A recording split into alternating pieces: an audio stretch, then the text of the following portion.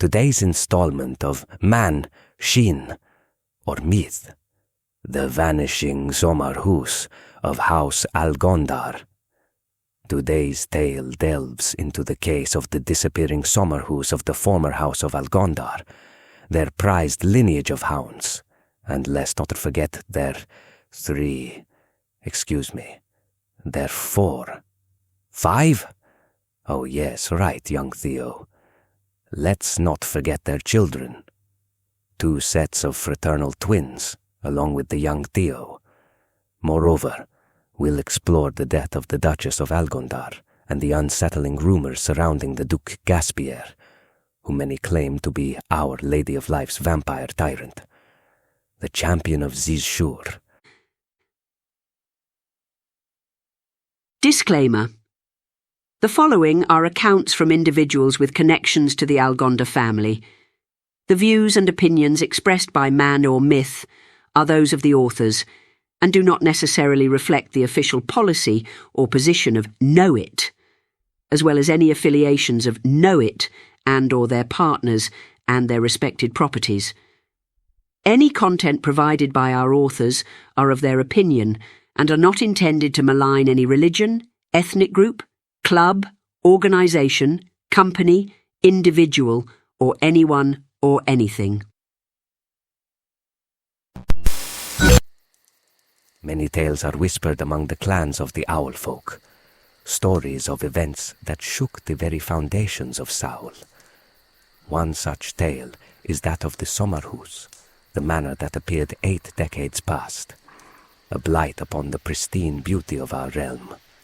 Blessed we are, for the following is an account from an elf of Saul, willing to share their care memories of that day.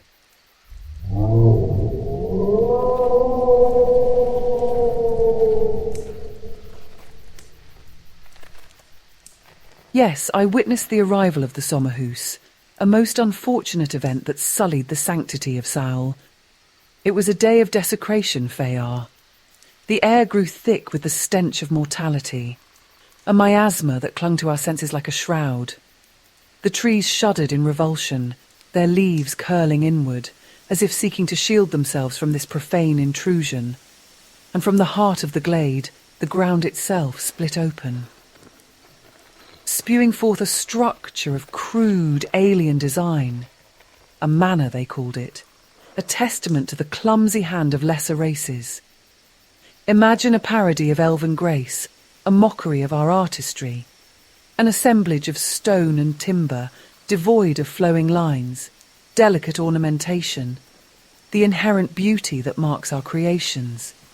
Its windows were like vacant sockets, staring out with a dull, uncomprehending gaze, and from its very core, a coldness emanated, a palpable aura of wrongness that leached the vitality from the surrounding forest.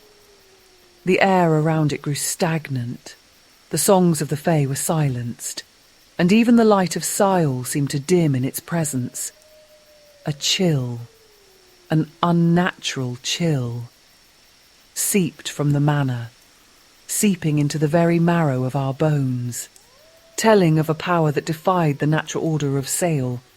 At first, we dismissed it as a fleeting anomaly. Surely this intrusion would soon vanish. But as days turned into weeks, a creeping unease settled upon the glade.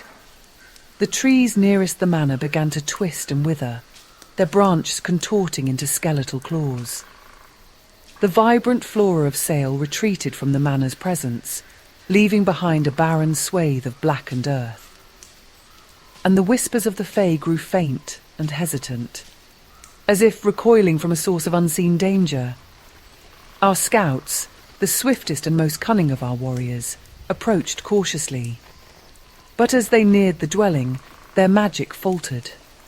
Spells that had always flowed effortlessly now sputtered and died. Runes inscribed upon their blades and armour dimmed, their protective enchantments failing.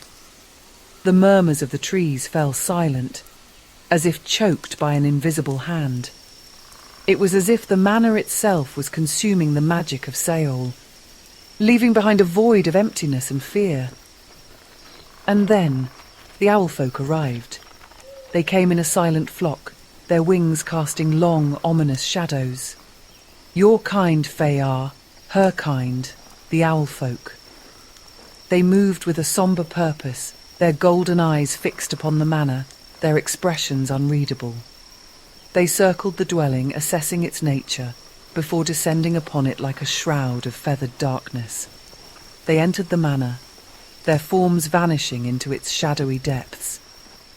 We waited, our hearts pounding with a mixture of anticipation and dread. What secrets lay within that cursed place? What foulness had dared to intrude upon our realm? Time stretched on, the silence growing heavier with each passing moment. Then the owlfolk emerged, and in their talons they carried a man. He was tall, with a physique that spoke of power and command. His shoulders were broad, his limbs long and sinewy, his every movement radiating a sense of restrained strength. His hair, as black as a raven's wing, was streaked with silver, as if touched by time. Yet his face was remarkably youthful, with sharp cheekbones, a strong jawline, and eyes that burned with an unnatural intensity. They were a deep blue, almost violet, and seemed to flicker with an inner fire that defied the coldness emanating from the manor itself. Even in that lifeless state, his beauty was undeniable, a captivating allure that whispered of danger and forbidden desires. The owlfolk carried him away, vanishing into the twilight sky. But the Sommarhus remained. It became a festering sore upon the land, a constant reminder of the intrusion upon our realm. We could not allow it to stand. We gathered our finest warriors, armed with blades forged in the heart of the glade, and lances imbued with the essence of Saol's magic. I myself carried a weapon passed down through generations of my clan, said to hold the power to cleave through flesh and spirit alike. We approached the manor, our hearts pounding with a righteous fury, determined to eradicate it from our realm.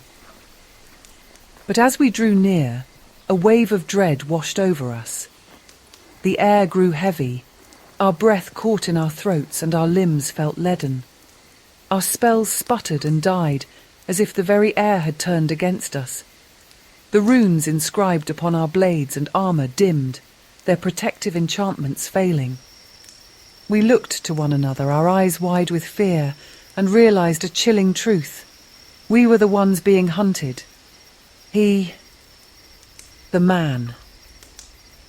He emerged from the manor. He was no longer the lifeless husk the owlfolk had carried away. He stood tall, his eyes blazing with an unnatural light that seemed to pierce through the very essence of our being. He held a weapon, a lance of twisted obsidian that pulsed with a dark energy. And he smiled, a cruel, predatory smile that revealed a glimpse of sharp, elongated fangs. It was a smile that sent shivers of primal terror down my spine, a smile that spoke of a hunger that could never be sated. He moved with a speed that defied comprehension, a blur of motion, a whirlwind of death. Our warriors, so skilled in the arts of combat, were cut down like saplings before a storm. Their blades met only air as he danced through our ranks, his lance flashing, leaving behind a trail of crimson droplets that shimmered in the twilight. And as he moved, a low chuckle, like dry leaves crackling underfoot, grew into a crescendo of laughter, echoing through the glade, mocking our futile attempts to resist. It was a sound that will forever haunt my dreams. And with that laughter, there was a feeding, a sucking, a draining, as if he were drawing the very life force from our ranks, leaving behind hollow shells, their eyes vacant, their bodies withered and grey. But there were no wounds, no bites. Escape? Perhaps, but I may as well have died back there alongside my fallen comrades. For what is an elf without beauty, without the vitality that draws the gaze and stirs the heart?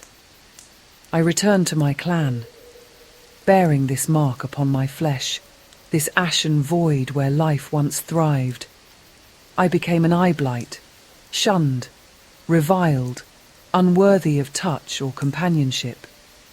The whispers followed me, the stares pierced me, and the touch of another elf felt like a brand upon my skin. I had become a pariah, a living reminder of the night the Fealomi descended upon the realm, sobbing sounds. For those listening, I shall describe what I am seeing. Upon the elf's flesh, from her breast to her thigh, there is a mark. The skin is ashen, withered, as if all vitality has been leached from it. It resembles a burn, but there are no blisters, no signs of scorching.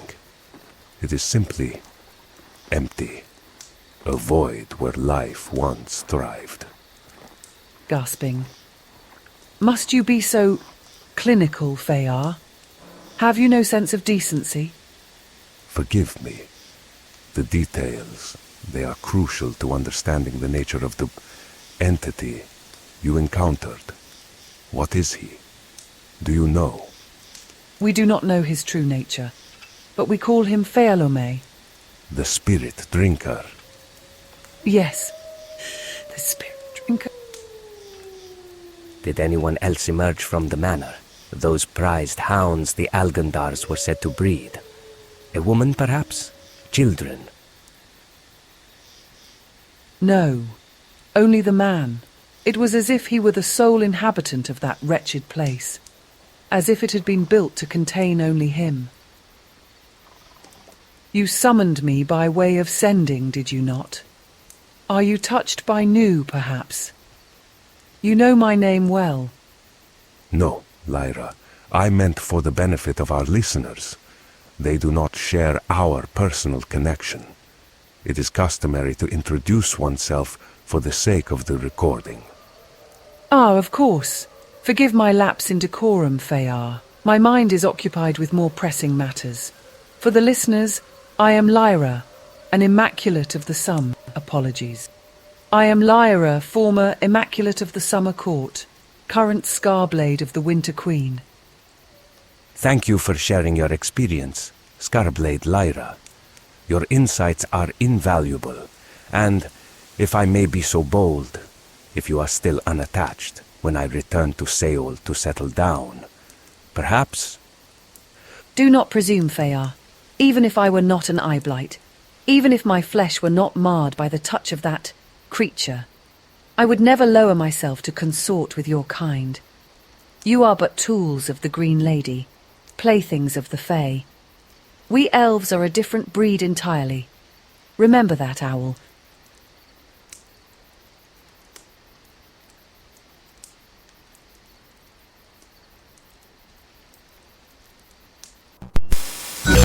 Isn't that Lyra something, my dearest listeners?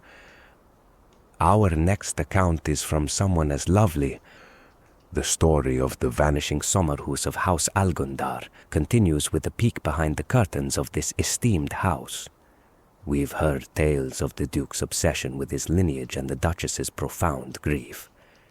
Now we turn to those who lived in the shadows, those who saw the intimate details of life within the manor walls. As we hear their maid of the Algondars, enjoy